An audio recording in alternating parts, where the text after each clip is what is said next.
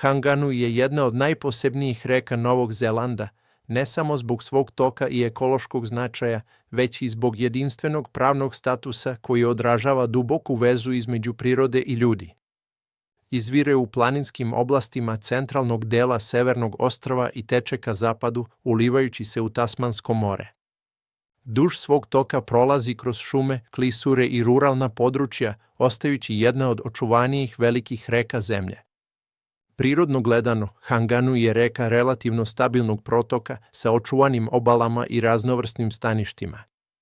Njena slivna područja obuhvataju guste autohtone šume koje igraju ključnu ulogu u regulaciji protoka i kvaliteta vode.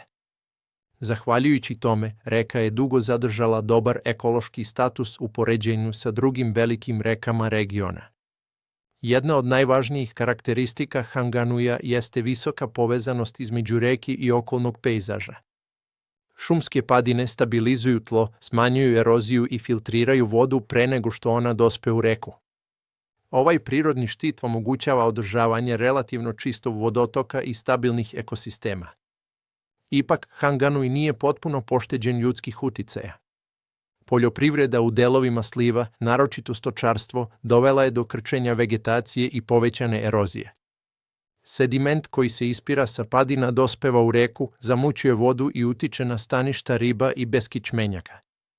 Poljoprivredno zagađenje predstavlja dodatni problem. Đubriva i organski otpad sa farmi mogu povećati koncentraciju hranjivih materija u vodi. Iako su nivoji zagađenja niži nego u intenzivno korišćenim slivovima, čak i umereni pritisci mogu imati dugoročne posljedice u osetljivim ekosistemima. Biodiverzitet Hanganuija je značajan.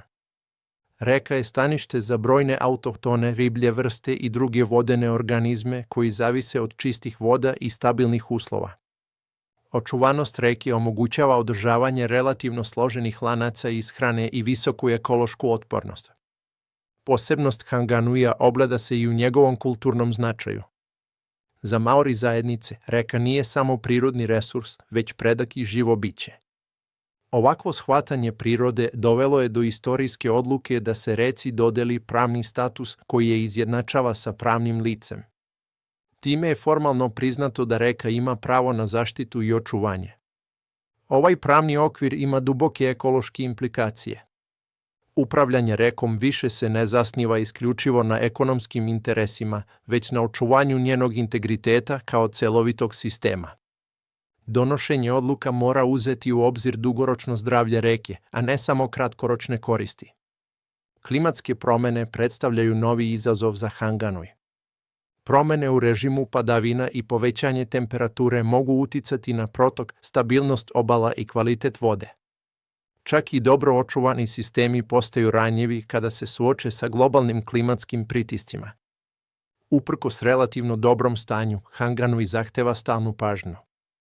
Očuvanje šumskih područja u slivu, kontrola erozije i odgovorne poljoprivredne prakse ključni su za sprečavanje buduće degradacije. Jednom narušen sistem teško se vraća u prvobitno stanje. Hanganui pokazuje da zaštita reka ne mora biti u sukobu sa ljudskim potrebama.